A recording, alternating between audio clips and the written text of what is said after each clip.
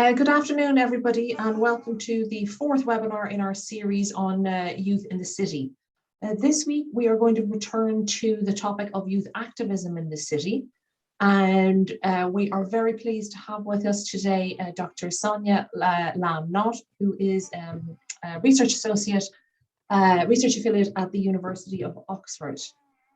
Sonia, we're very pleased to have you here today because you're going to talk about youth activism in East Asia, and in particular in Hong Kong, where there has been so much youth activism over the past sort of 5 or 10 years with huge political consequences. So we're very excited to look forward to hearing more about your research in this field. As usual, the format of this is that we are going to hear from our speaker. In this case, we only have one. We have the luxury of only having one speaker, so we can go nice and slowly. And also there'll be lots of times for questions and answers. Along the way, if you have questions, please just stick them in the chat, and then at the end, we will ask you to speak up, or I'll read out your questions if you're unable to stay. Okay, thank you very much. Sonia, I am going to pass over to you now. Brilliant. Let me see if I can try and share screen. It's actually quite a luxury to be able to talk for like half an hour. All right, so can everyone see the screen? Or we can indeed, Sonia. Oh, brilliant. Okay, so and this is like just the slide itself, like without any notes or anything weird, right?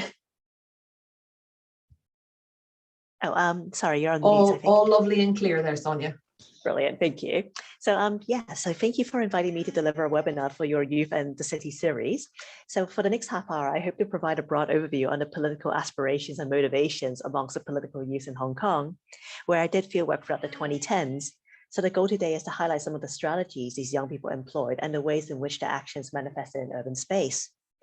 The presentation will also look at how the state has then subsequently responded to these youth movements, especially during the time of COVID-19 and the introduction of the 2020 National Security Law.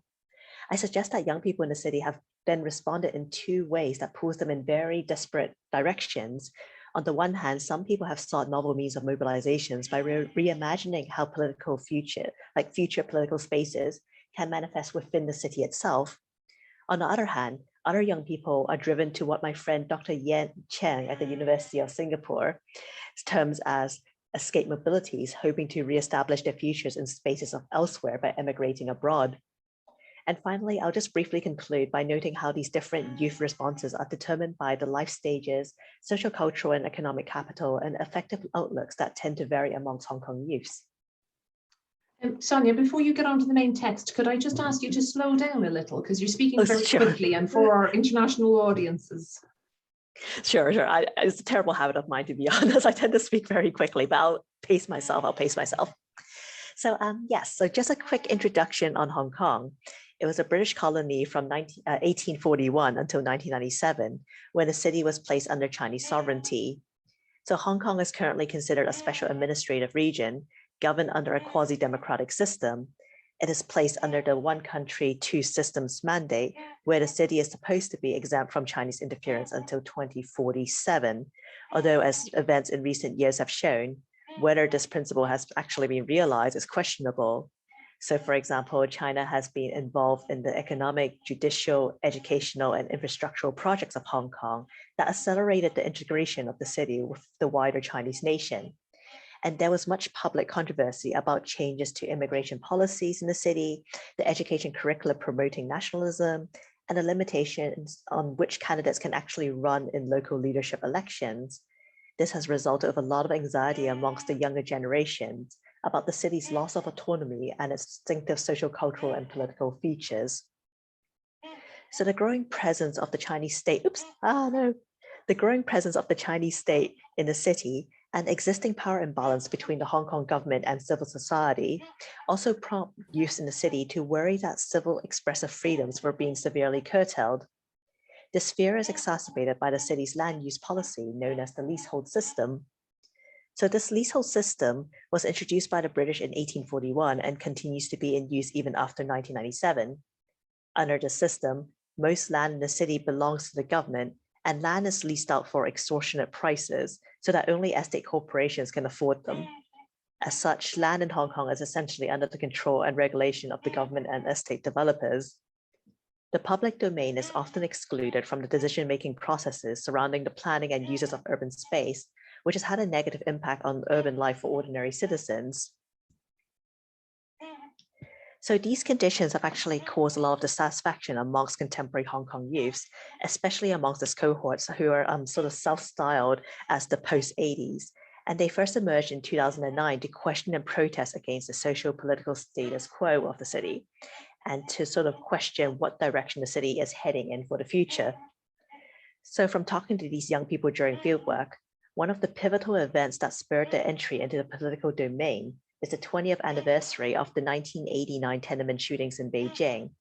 And these young people were asking what this means for Hong Kong as a city that is now under Chinese governance, because as you know, the Tiananmen incident is still something that can't be addressed today and is still under heavy state censorship. So the emergence of the post-80s in Hong Kong surprised the Hong Kong government and wider society, because at the time, young people in Asian cities were perceived as being apathetic towards politics and only concerned about their careers and attaining a middle-class lifestyle. Politics was seen as the pursuit of middle-aged professionals or veteran activists. So the presence of the post-80s in the early 2010s came as a bit of a surprise. Government officials and local scholars struggled to understand why these young people emerged and what is it that they want, and did so by resorting to using economic rationales to understand their motivations. This stands in contrast to how the post-80s defined themselves as being young people born in the late 1970s and in the 1980s whom have an interest in social political issues. So they say they're like socially aware young people. So the post-80s actually preceded the current generation of youth protesters who were involved in the 2014 Umbrella Movement and the 2019 anti-extradition movement. Although the term post-80s has since fallen out of use, a lot of the protest strategies and ideologies of the post-80s actually influenced these subsequent youth mobilizations. But what is it that the post-80s and the youths that eventually succeeded them want? During ethnographic fieldwork, it was observed that one of the goals is to assert a sense of political authority in the city. And the question is, what is political authority? And this is actually something different from power. Whilst power is understood as having the ability to affect the behaviors and worldviews of the self or of others, in contrast, political authority involves being recognized as having the right to exert such influence over the self or others. In current literature about contemporary youth movements, as found in the works of Jessica Taft in the North American context and Asaf Bayat in the Middle Eastern context, they both examine the long-standing marginalization of youth political voices from mainstream politics due to the inability of young people to be recognized as full citizens. And in these works, to assert political authority then refers to how young people are recognized, whether by themselves or by society, as political agents able to dictate the way they live in their social-political realities. But in the process of becoming recognized as political actors, young people appreciate that it is important to be visible as political actors in the first place. They have to be seen. So this visibility is contingent on being seen in public space and on using public space for political purposes.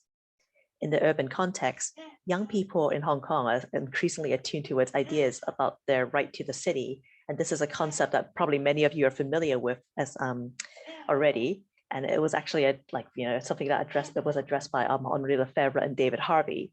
It's also been very much embraced by Hong Kong youths. And I also believe this idea of young people reclaiming the city was also featured in some of the past sessions in this webinar series as well.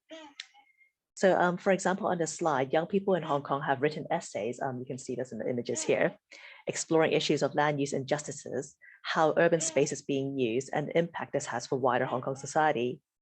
Demosisto, the youth-led political party that ceased operations in 2020, addressed problems arising from the dominance of estate corporations over urban space in the city. And as we shall see on the following slides, for the post-80s youth, the right to the city is about being able to reclaim urban space from government and corporate control. So for example, in 2009 and 2010, the post-80s opposed the construction of the Guangzhou-Shenzhen-Hong Kong Express rail link for a myriad of reasons. One reason is environmental, because rail construction will have resulted in the destruction of green spaces and farmland. This has also prompted young people to be dissatisfied with how farmers and villagers' land rights were being subsumed by development interests. This also ties in with fears that the city's agricultural and idyllic heritage is being lost. Another reason has to do with the non-democratic closed-door conditions in which this rail project was approved, where public concerns about the cost and necessity of the project were ignored. And then there are questions as to who benefits from rail construction, with youth critics saying that estate developers would be the ones who ultimately profit. So during this protest, thousands of young people surrounded the old Legislative Council building in Central by sitting on the ground, as you can see in the image here, in the bottom right, and they used their bodies to physically prevent legislators from leaving the premises. These young people were eventually forcibly removed by the police, leading to the eruption of physical clashes. Here's a few other examples of how young people were actually making use of urban space as well. So they also addressed different forms of urban injustices arising from rapid urban redevelopment. So the image on the left shows a group of young people protesting against the proposed demolition of the historical government building West Wing, which was to be rendered as a commercial complex. And on the right here, you can see an event launched by a group of young people trying to highlight how urban gentrification actually impacts on community cohesion and well-being. Community cohesion and well-being in aging working class neighborhoods. But more importantly, young people are also seeking to reclaim the right to use urban space as they wish. As mentioned on an earlier slide, how urban space is used and who can use urban space in Hong Kong is regulated by the government. There is something called the Public Order Ordinance that you may have heard of, and that was introduced during the colonial era but continues to be used today, where public gatherings must be approved in advance by the police and government authorities. Protests and rallies must take place in designated spaces and routes and at designated times. This has allowed the authorities to move protesters out of the public gaze at times, especially when Chinese government officials are visiting the city. But contemporary youth in the city actually question why this must be the case, and they try to challenge and subvert government authority over urban space by organizing political events and displays without having acquired the necessary permissions in advance. They use their bodies to take over public streets and squares, making themselves highly visible to the public eye. They often did so through creative means, such as through performative art, as seen in the top left image here, where young people were expressing their feelings of unease and anxiety towards the Tiananmen shootings. The image on the right is of the Gai Fang Pai Dong, a spatial experiment initiated by young people to foster neighborhood conviviality and trust in Yau Ma Tei, and to see if urban gardening is viable in the city. What is also notable is that about the post-80s and the subsequent youth political actors is their way of mobilizing. Unlike youth movements across the world in the 1960s and the student-led mobilization in Hong Kong of the 1980s, which often focus on collective identities, ideologies, and actions, contemporary young people in the city tend to embrace ideas of the multitude. What this means is that these contemporary youths prefer to mobilize without a clear leadership hierarchy or leadership structure, and they venerate horizontality, whereby all individuals and voices are supposedly given equal weight.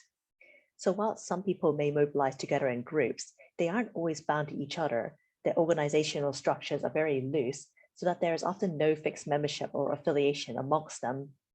During fieldwork, I noticed how some youths would actually drift in and out of different activist circles, depending on which of these circles best resonated with their ideals.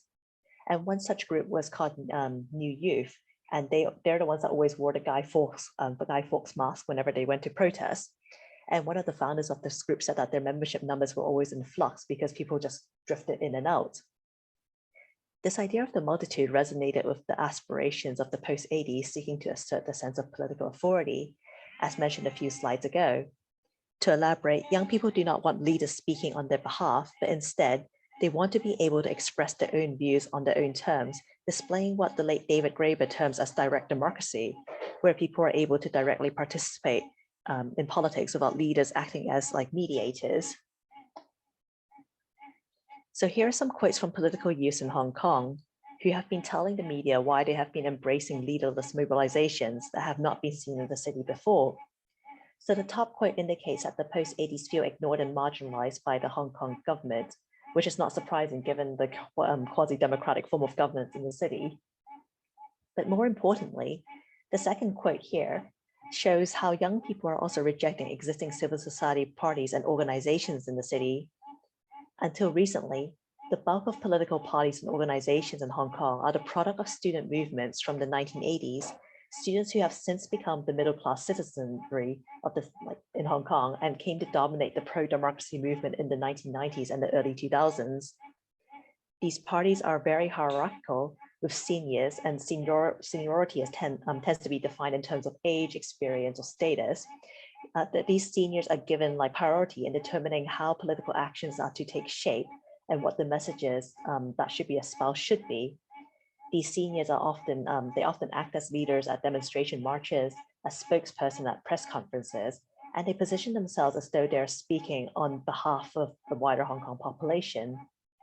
So a lot of the contemporary political youths are often frustrated by these generational dynamics that they describe as being very paternalistic. And they recall times where they were often reprimanded by these seniors for speaking out of turn, or where their opinions were actually being ignored because of their age. The youth criticisms also take aim at the lack of imagination existing political mobilizations tend to assume. And a lot of these existing mobilizations tend to take the form of petitions, rally, and demonstrations. These are forms of protest seen in the city since the 1980s, and younger informants complain that the wider public domain have become very desensitized to such displays nowadays. Some even consider it a chore to participate in protest marches because they now see it as being something that's routine. So what is being criticized is not just the marginalization of the youth political voice in the city, but a general ossification of political resistance in the city regarding what can be done and how things can be done and how politics can be done in general. So young people have begun experimenting with different forms of mobilization that have been seen overseas. So on this slide, you see images from Occupy Central, which lasted from October 2011 until September 2012. It actually predated the Occupy Central with Love and Peace in 2014, which then became the Umbrella Movement. So the Umbrella Movement is not the first instance of occupation in Hong Kong. This was actually the first occupation. So whilst this Occupy Central was directly inspired by Occupy Wall Street in the US protesting against neoliberal injustices, this version of the occupation, the occupiers in Hong Kong were more focused on the myriad of local issues ranging from the lack of democratic rights, migrant labor rights. They were trying to establish cooperative exchanges, tackle issues of urban homelessness, address urban waste and furniture recycling. And they also tried to sort of envision alternative urban futures. They were trying to do a lot within this one space itself. Decisions at the camp were often made through total consensus. So they're trying to enact that idea of direct democracy. And all viewpoints were supposedly accommodated and valued. Occupiers tend to meet at least twice a week during the first few months of the occupation, and they'll spend hours actually deliberating over a bunch of different issues. Disagreements between different occupiers would be debated until some sort of agreement is reached. But this emphasis on establishing absolute consensus, as opposed to just majority consensus, actually posed pragmatic problems. I don't know why I keep skipping forward, but anyways. It often took hours for these young people at Occupy Central to decide and agree on what they should be discussing in the first place. And it meant that occupiers often took much longer to respond to obstacles that may hinder their mobilizations. So for example, in June 2012, this Occupy Central space was faced with an eviction lawsuit from the HSBC Plaza that they took over. And it took months for the occupiers to even decide how to respond to the lawsuit. And by the time they actually came to some sort of decision, the courts already ruled against the camp in favor of HSBC. So the camp was actually cleared away by September 2012. Nonetheless, despite the failure of Occupy Central to assert a long-term presence in the city, it did provide the foundation for subsequent resistance mobilizations in Hong Kong. And it shaped it did actually serve as it sort of inspired the sort of following youth activists. And we can see this during the 2014 Umbrella Movement and the 2019 Anti-Extradition Bill movement as well. What people often don't realize is that the Umbrella Movement is not a homogeneous event. It developed in a fairly organic way without direction from any one group of people. It spread throughout the city, and each occupation across each occupation site in different areas actually featured different people that had different dynamics and outlooks, and featured a different range of spatial experimentations on urban living. So for example, the Admiralty camp is where the government buildings are. And this occupation was dominated by students and had a lot of tutoring tents for helping students with their schooling. In contrast, Mong Kok is a working class neighborhood, and the occupation was much more grounded in everyday problems and was also a lot more volatile as well, with physical confrontation between protesters, police, and triads. So umbrella movement participants rejected displays of leadership. There were moments when representatives from the Hong Kong Federation of Students and the free organizers of the Hong Kong Central of Love and Peace, and they entered discussions with government officials.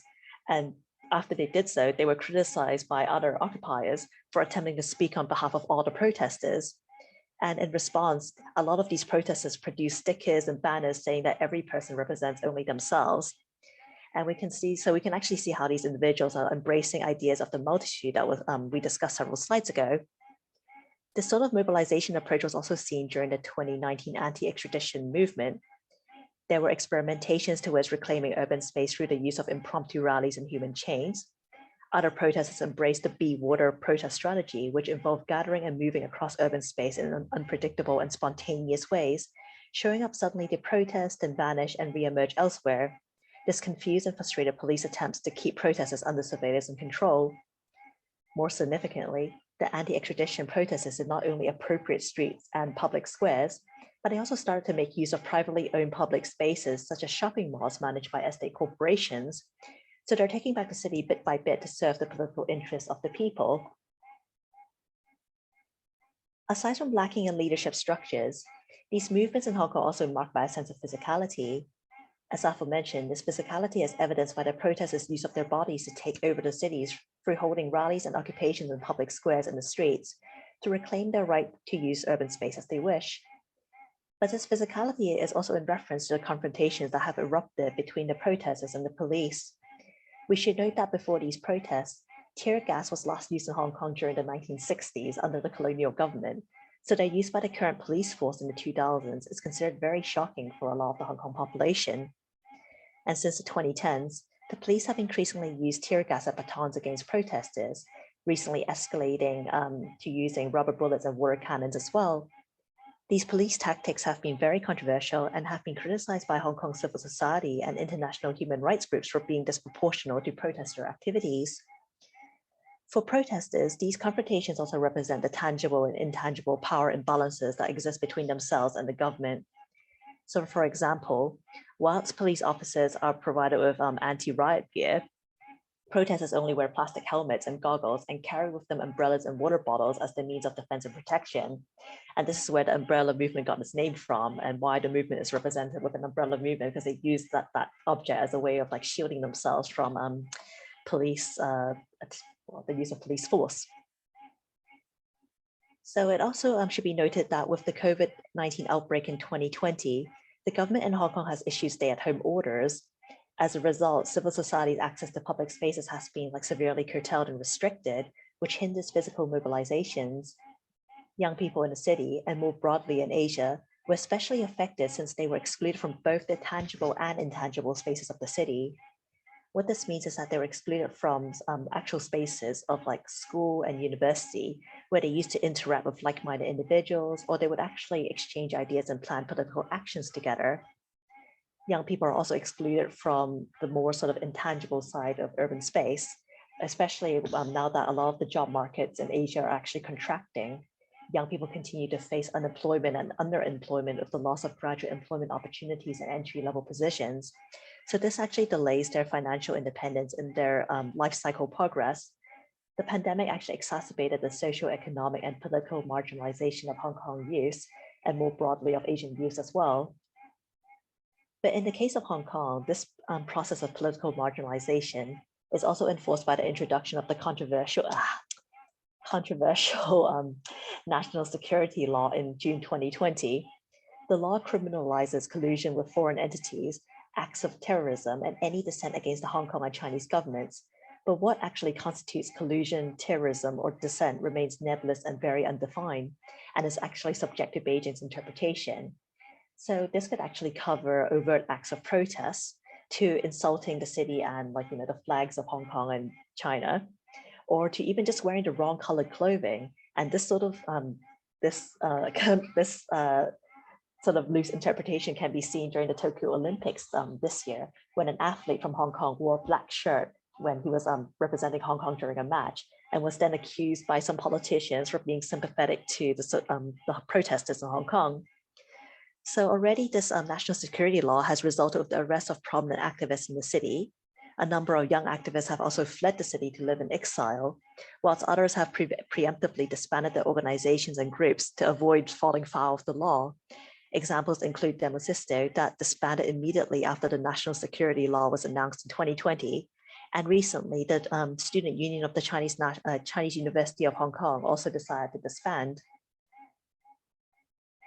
So because of this, some informants have now come to expect tear gas and batons to be used against them, and so prepare by wearing masks, helmets, and cling wrap as well as like protective measures. Others have responded by advocating for protesters to push back against the police by using force, saying that they shouldn't passively wait for the police to use force on them.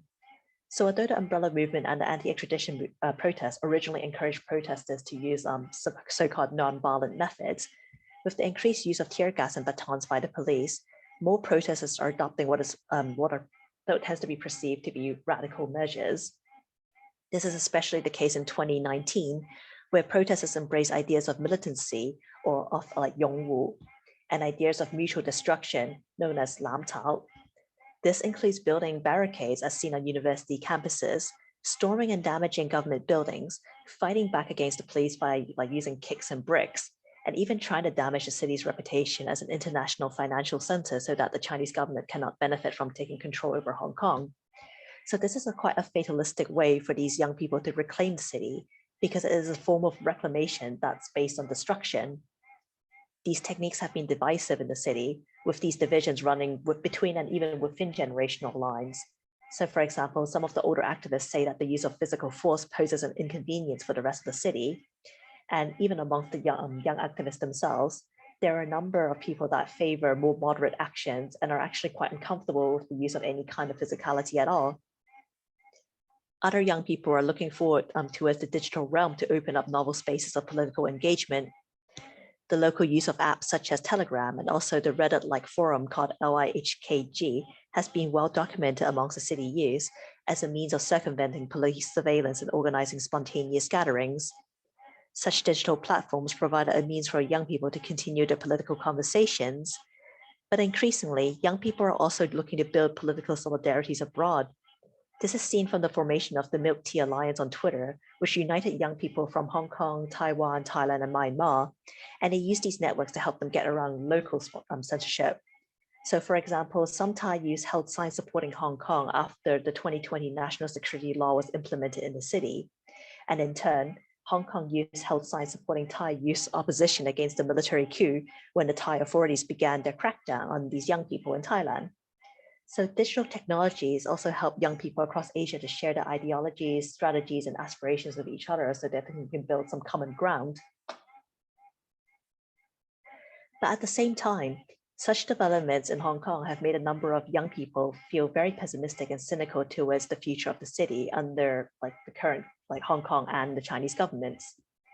These sentiments are encapsulated through cultural outlets in recent years, as seen from the image on the slide featuring the film 10 Years, which presents a dystopian vision of Hong Kong that has become integrated with China. And I think they actually screened this film in the UK as well, so some of you may have seen it already.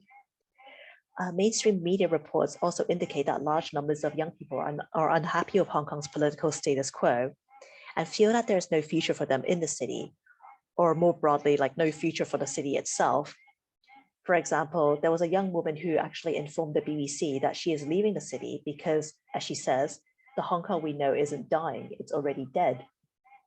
And then there's also a 2017 independent poll conducted by the Chinese University of Hong Kong that shows that a third of the respondents, many of them tend to be they skew younger, under 40 years of age, they expressed a wish to move abroad, citing that political dispute and social cleavage and the satisfaction of the political institutions as their main reasons for leaving. Some of my informants also share these views. So for example, an informant in his mid-30s pessimistically says that the city is Wanyun, is finished. Asking about his future plans, he says he would remain in Hong Kong for work right now, but he will eventually move to North America with his partner before the 50 years of the one country, two systems mandate expires. So for him, the political liminal state of Hong Kong is echoed by his own liminal life phase of temporarily residing in the city before he settles in his final abode elsewhere.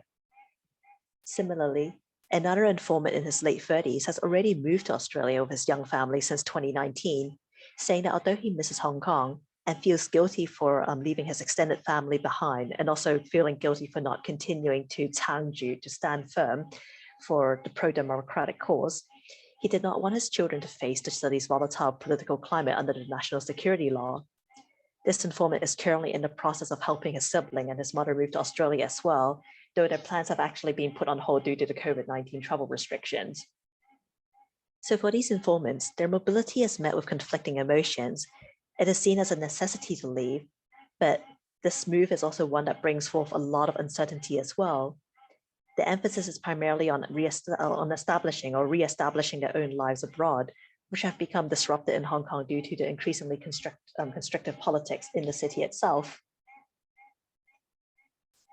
And I know I'm running out of time here because I've been just given half an hour, but I'll just quickly wrap the discussion. I think that this, just to say, I think the different responses to the political situation in Hong Kong illustrates how the category of youth has never been, and it is still not, homogeneous.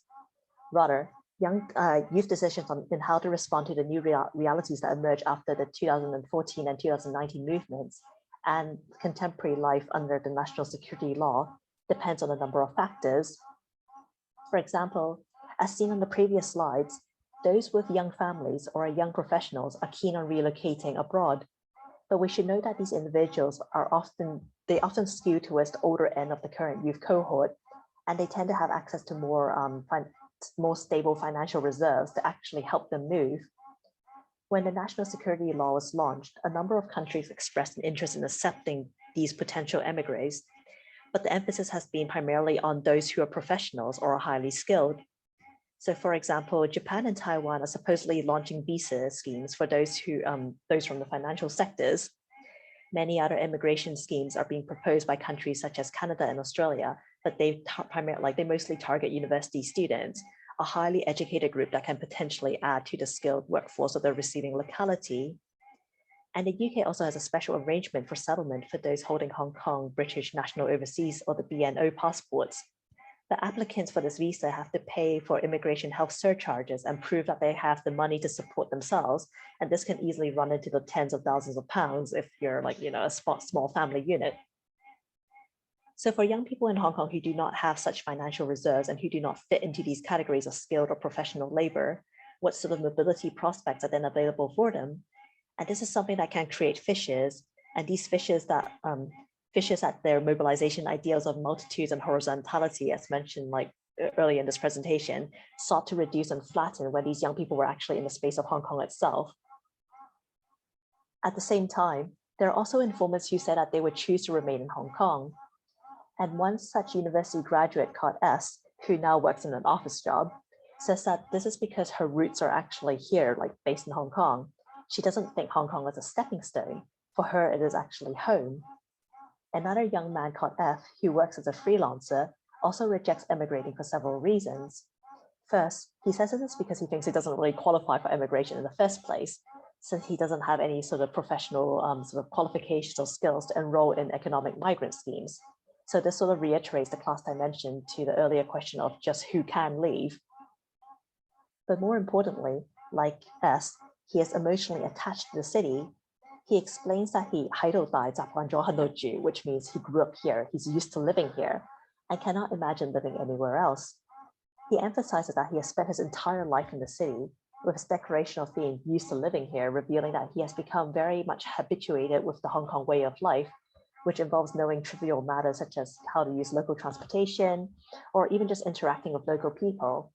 And he's also very fond of the local quirks in the city itself. So his ties and habitus grounded in Hong Kong cannot be easily transplanted to another locality. Urban space for him isn't just a resource that needs to be reclaimed from government and corporate control, nor is it only a practical means for political use to assert their visibility to government and wider society, but there's also a much deeper emotional narrative and meaning attached to urban space to account for as well when we're looking at youth politics. This then leads to the question, what does a particular urban space of a locality mean for contemporary youth movements, especially in a time when part of this activism transcends physical borders through the use of the digital realm? And in the Hong Kong case, where the physical bodies of political use are now being displaced to spaces of elsewhere, how do you actually position urban space in like the politics of young people who are now leaving? More broadly in Asia, how should urban space be positioned in the region's youth activism now that many states exert stronger control over public squares and streets since the outbreak of COVID-19? There are also like new state society dynamics to negotiate in the post-pandemic world that needs to be factored in as well. So I'm just going to end the presentation here with these questions, and hopefully we can get some sort of discussion going.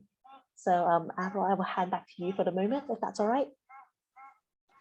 Thank you so much, Sonia, for that. I'm particularly glad actually that at the end you talked about the question, you raised the question of who gets to get out, who leaves, because that was my question for you. And what the implications are that of who leaves and who gets left behind, both the social and the personal, because I imagine you suggested that it was older young adults who get to leave. So, and presumably then they're all highly skilled. So that must leave some sort of brain drain at the same time of people who, like of the social consequences of that, or the employment, the economic consequences of that, or that those who can get out are the more resourced, the ones with the higher skills, the more opportunities. Yeah.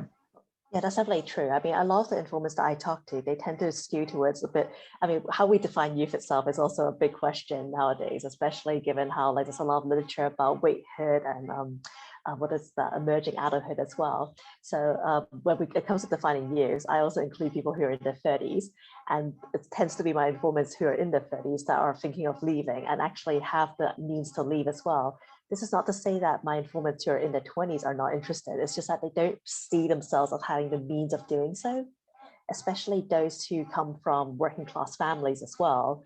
So they see that they actually understand very much that there is a class division and a class like boundary that stops them from aspiring for that mobility, despite the fact that a lot of immigration schemes are opening up like left and right. Or that frequently the option would have been student visas to get out. Yeah. But it's not the young students who are leaving.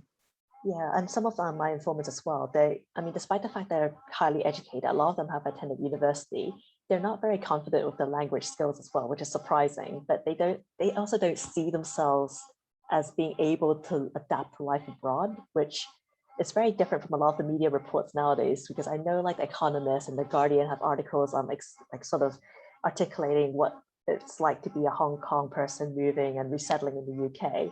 But I think those articles tend to feature like a very select strata of like the Hong Kong population, whereas journalists taking a selective view of young people. No, that never, ever happens. No. It's mostly what drives my research. It's frustration with journalists giving a very niche view of elite youth experience and generalizing it. It's sad but true.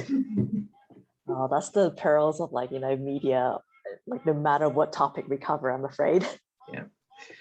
There are some questions coming in the chat, and I'd encourage everyone to continue further, but I am just going to abuse my position to ask one more question for the moment. I have tons, but I'll only abuse my position once more. What about the trajectories and the futures for the youth activists that stay? What happens to them? Do they grow out of engagement as they get older and they think it's too scary? Are they limited from getting jobs or housing or any of those sorts of things?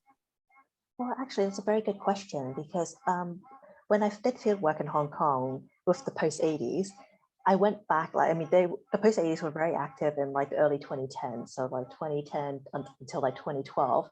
And when I went back in 2017, just to follow up to see what's happened to them right now, like at that moment, a lot of them actually said they were taking a break because they said they felt emotionally exhausted from activism. They felt drained, and it sort of exacerbated a lot of familial tensions as well, because some of their parents would not approve of them being like involved in politics, and they decided just to take a step back to sort of like figure out what their priorities are. A lot of them actually still are very much involved in politics, but maybe they don't actually do so in such an overt way. So it tends to be a bit more toned down, like more at the community level, and it's not as like it's not as like let me put it that way. A lot of them actually, the post-80s, they saw the umbrella movement unfurl and they saw the anti-extradition movement as well. But a lot of them did participate, but they wouldn't fully call themselves like a part of that movement. And I think it's just the degree, like the sort of the degree of, well, it's not the degree of commitment per se, but I suppose they're just hesitant to be affiliated with such like a overtly political movement, if that makes sense. It's like they're trying to like sort of take it down a few notches, like some of the older ones. Not because they've grown out of it, but I think they're trying to see like how you can be political without being so extreme in some ways, or extreme in their definition. But is that a different life stage, i.e. you were more aware of the risks that are involved from what is a much more contentious and much more securitized situation with higher stakes involved with the later movements? Or is it to do with different political values, as in we think that this form of protest is inappropriate because it is too violent, isn't the word, but you know, it's taking a step further than the political engagement that they would have been involved with as an earlier generation? No, I think that's definitely right. It's not, it's like you say, it's not like it's the, I think the physicality they find a bit off-putting because they think that exacerbates a lot of the social tensions. Some of the older youth activists, they prioritize the need to engage in dialogue across like different sectors of society. And right now they feel like a lot of this sort of, a lot of the youth movements you see from the umbrella movement and the anti-extradition movement, it's very much like us versus them. And they don't feel like that's a very constructive way forward. So that's why they're a bit hesitant to fully sort of align themselves with that sort of protest method. In part, it's also to do with the fact they also have a lot more at stake as well in terms of their employment and also with family and whatnot. But I think it's just they have a much more moderate approach towards politics as opposed to like people who are like a bit younger than they are. Okay, that's very interesting. I'll come back and ask more, but for the moment, I am going to call on Yin Chang. Do you want to do you feel comfortable unmuting and giving your comment? Oh, he just messaged me because I actually know him. Okay. Yeah, I mentioned him at the very beginning of the presentation because he's the one who gave me this idea about escape mobilities. And okay. Yeah, so yeah, his internet connection, I guess, has just went out. But okay, yeah, he's actually yeah. For the audience, he just wanted to point that there seems to be a potential future research that follows the journeys of those who go on to migrate and how they may continue to engage with Hong Kong or not as part of a diasporic political activism, or I guess a diasporic future in that way. For me, it ties in very nicely actually with the webinar series that I did last term, which was all about mobilities and mobile futures, but not perhaps in this political angle and looked at actually from in the Hong Kong case cross-border mobility for educational purposes. So thank you. Jennifer, do you have a question here? Do you feel comfortable unmuting? Hi, Avril. Yes, thank you. I was really interested because you mentioned one of these groups was called New Youth, and I just wondered if that's Xinjiang, and do the groups consciously identify with the new culture movement? Because of course that has very interesting connotations as the birth point of the Communist Party as well. So could you say a little bit more about how these groups consciously or not consciously identify with older youth movements in Chinese history? Well, that's actually a very good question because the name does resonate with the sort of youth movements that you see in China. Even the term itself, post-80s, is actually a term you get in China itself. But in regards to whether or not these young people see themselves as being like a sort of continuation of these movements, as having a connection to these movements, I actually don't think they do, unfortunately. Like, for example, the post-80s term in Hong Kong, it's called Ba Sap Hao, but in China, it's Ba Ling Hao. And it refers to very different, it refers to like a young generation, but with very different connotations, for example. So the post-80s in Hong Kong defines themselves as being like political youths. who are like, very much engaged in issues. But the post-80s in China are used to describe like the emergent generation that came from the one-child policy as well, and they're described as being materialistic. So the terms can actually be very similar, but the interpretation in the respective localities can be very different. There's actually not a lot of dialogue between the Hong Kong youth and the youth in China in this regard, which I always find kind of surprising. But yeah, it's just one of those avenues of inquiry that I was never able to really resolve. But it's actually a very interesting point you raise. Thank you. Yeah, I mean, I just know contextually, for example, of course, in 1989, there was a kind of spirit of thinking of carrying this kind of May 4th spirit. So I wondered, of course, 1989 is carried over into Hong Kong politics. So just wondered if, so maybe May 4th has come out of the political dialogue, but I'm just very interested in these continuities. Thank you so much. I know, but 1989 is actually one of those pivotal dates that have shaped the contemporary youth consciousness in Hong Kong, especially the Tiananmen Square shootings. But then there's like a lot of the current like older generation of activists in Hong Kong as well are very much like affected by that event in history, because a lot of like some of them actually did go up to Beijing at the time, like youth activists in the 1980s. They went up, they brought like their experiences and observations back down to Hong Kong. And then these sort of student activists from the 1980s then became like the sort of middle-aged veteran activists that you see in the city today, leading the political parties. But for like contemporary young people in Hong Kong, they're very much aware of like, what happened in Tiananmen. I mean, some of them were born, they were infants when it happened. Some of them learned about it through secondhand accounts. So their experiences of Tiananmen, it's not as direct as the older generations, but this in turn actually gave them more room to interpret it on their own terms, instead of like having to sort of adhere to the existing narratives of that event, if that makes sense. A lot of them actually use their own sort of, because there are gaps in their memory as to what Tiananmen entailed, they're able to sort of create a much more emotive and powerful and moralizing narrative in their own heads, which then drives them. Thanks, that's really fascinating. Thank you. It's fascinating from a different perspective when you think that the historical memory of that also kind of seems to live on in a very potent way.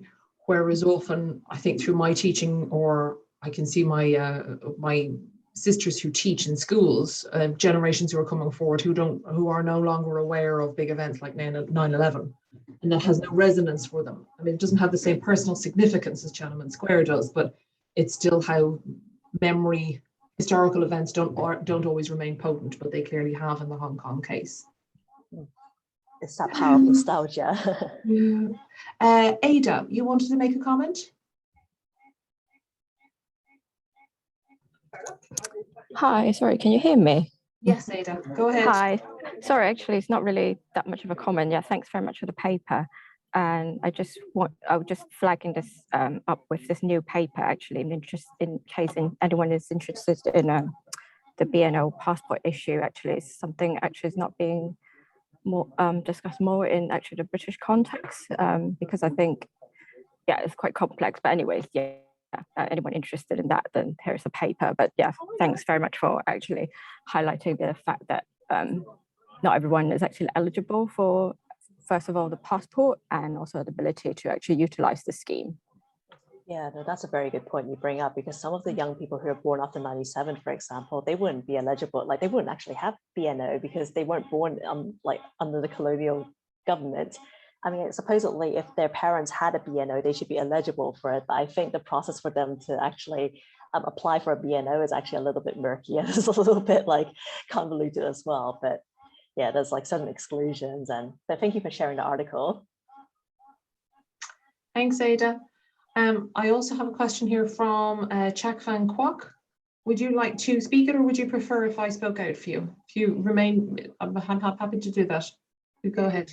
Yes, if I can ask the question. Thank you so much for the discussion. I think it's quite interesting, but I just have some questions because I'm also doing some research about youth policy and youth activism in Hong Kong. And I realized that a quite violent and also radicalized development in the city, especially after as you mentioned, the 2019 movement.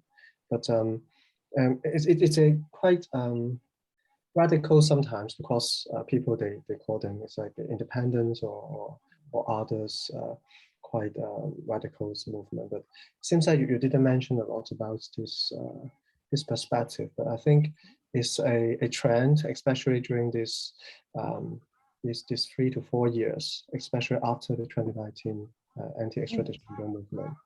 So any opinions or other perspectives you may have about this? You're definitely right. I mean, there is this sort of like increasing inclination towards finding such radical measures to be more acceptable, because in the past, like people just, I don't know if you actually remember, like, but in the 2000s, a lot of Hong Kong protesters tend to take the form of like protest marches, demonstration rallies. It was all very orderly. Like it actually began like in the afternoon, it ended before dinner time, and it was all like everyone just marched in like the same direction, and people just waved a few banners and did a few chants, and that was kind of it. Which is why a lot of the young activists actually got a bit frustrated with that mode of protest, because they said it became so routine and it's so predictable and doesn't lead to any changes. And even the government officials tend to yawn at that sort of display nowadays. I think what actually spurred the 2019 like exacerbation of physicality was actually the heavy-handed police response towards protesters. Like they were on the streets, they were occupying like public spaces, but then at the same time, the police responded by like, using tear gas and trying to disperse them. And there was a lot of anger and frustration that was built up, and also the sort of lack of government response and the lack of acknowledgement that they sort of exhibited towards these protesters' voices. It actually just sort of made the situation even worse as well, which is why people felt like they had to sort of, what's that word I'm looking for? Like increasingly, I keep using the word exacerbate, but sort of escalate their protest tactics towards using what you describe as like these radical measures. There is actually an unfortunate tendency for, like in Hong Kong, where a lot of the politics, the pro-democracy movement has become a little bit embroiled with the localist movement as well, which tends to harbor some xenophobic undertones, which is very like anti-China. It can be very discriminatory. It attacks like a lot of like the new Chinese migrants in the city. And that is something that some of my informants are very uncomfortable with. They try to actually straddle a line saying they understand why this sort of narrative has emerged, but they don't subscribe to it. And it's not exactly like, it doesn't actually resolve any issues, because you feel like, well, you can actually criticize it as well. But it's just a bit unfortunate, because it exacerbates the sort of us versus them divide. But you're right though, like the pro-democracy movement in amongst the young people right now is actually very fragmented. You have on the one hand people who still favor like a very moderate approach. They still prefer to like, mobilize in the more conventional ways of using like demonstration rallies and protest marches, and like signing petitions and engaging in dialogue. They still favor that sort of more diplomatic approach. And then you have like another cohort that's increasingly frustrated with the lack of progress that's being made in terms of like democratic developments in the city, because they feel like they're running out of time with 2047 like seemingly right around the corner now. So they always feel like they have to do something more extreme in order to just sort of get things moving again. So yeah, it's actually being torn in like many different directions. Sorry, I just sort of like waffled on the tangent right there. So I don't know if I actually managed to address what you wanted to address. Sonia, I'm hoping that we have time for 2 more questions. Anna, I'm sorry, I'm going to read this out just to make sure that we have enough time to answer some of these. So Anna would like to know what role you think Western or US political discourses have on Hong Kongese youth movements, particularly in the realm of digital forums. Yeah, actually, there is that unfortunate tendency. I remember when the US started sanctioning, under the Trump presidency, they started sanctioning some of the Hong Kong officials, and then you had people in Hong Kong like holding American flags saying, "Thank you, President Trump," and you're like, "Oh no, don't thank him," honestly, because he doesn't represent doesn't represent anything good. But I think it's just this really one sort of, maybe it's just like, it's a very immediate, very sort of pragmatic, instrumental sort of relation that they had with the American alt-right at that moment, because they supported the Hong Kong cause.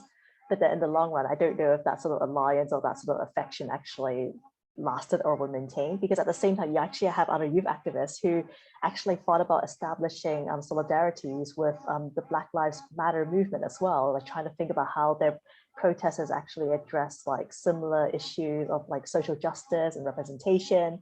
So you actually have like, you know, young people trying to approach, like establish these networks with the US and with like, you know, the wider, at a much more global scale, that from very different directions and very different like, you know, sides of the political fissures.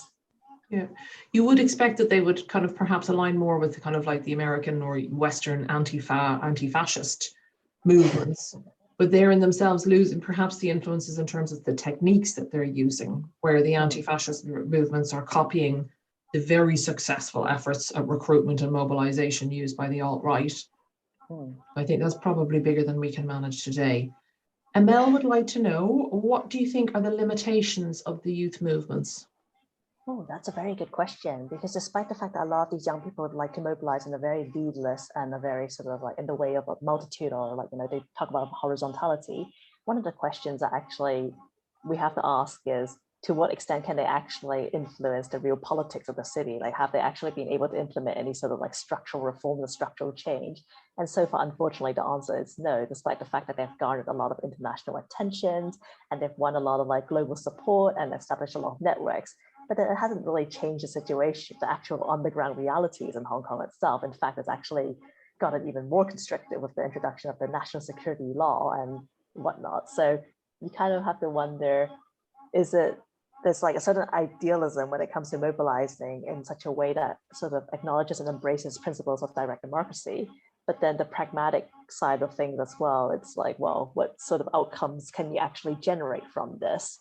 And I think that's one, I mentioned Demo Sister, that youth political organization, a few times, and that was actually a group that was, I think, founded by Joshua Wong and a few other of his contemporaries. And I thought that was actually quite an interesting development, because a lot of the younger activists would say we want to mobilize in a sort of like non-hierarchical manner without any clear organizational structures and leadership. But then you have this group of young people who then sort of formed a political party that sort of is similar in, like, it's actually just kind of like the same as the political parties that were led by the older generation of middle-aged activists as well. And they did so in order to actually qualify for legislative elections and be recognized by the government as like a viable political entity in order to participate in institutional politics. So you kind of feel like there's always this funny line to straddle between the ideal and also the reality and the practical sort of the practicalities of being politically engaged. So in some, we can, you know, youth movements might have an impact, but it might be the opposite of what they're fighting for. In a way, yeah. I don't mean it like such a like cynical note. Sort of. Oh, I don't think cynical, but I think also part of the, not the realism, but being open to what the outcomes can be, and that can be that it can be impactful without being successful for achieving what they want, which is sad, but also part of an ongoing struggle, I suspect. Yeah. We've just come up to the end of the hour, so I want to take this opportunity to thank Sonia for her fantastic talk. It was indeed a great luxury to get this much detail and this many questions from the audience. We're so pleased to have you here. Joining from, I suspect it's really quite late, as you're currently in Australia right now, so I suspect it's quite late there right now. So yes, thank you. Midnight. Oh, it's midnight. Oh, well, then I did not realize that. Thank you so very much for joining us. I feel like we should send you coffee or something. No, it's okay. Sleep, you know, sleep is for people who are like, you know, young and energetic and happy. So I can do it. Okay. With that, I'll say goodbye to everybody, and we will see you next Wednesday at 12 noon. Okay. Bye, everybody. Just want to say thank you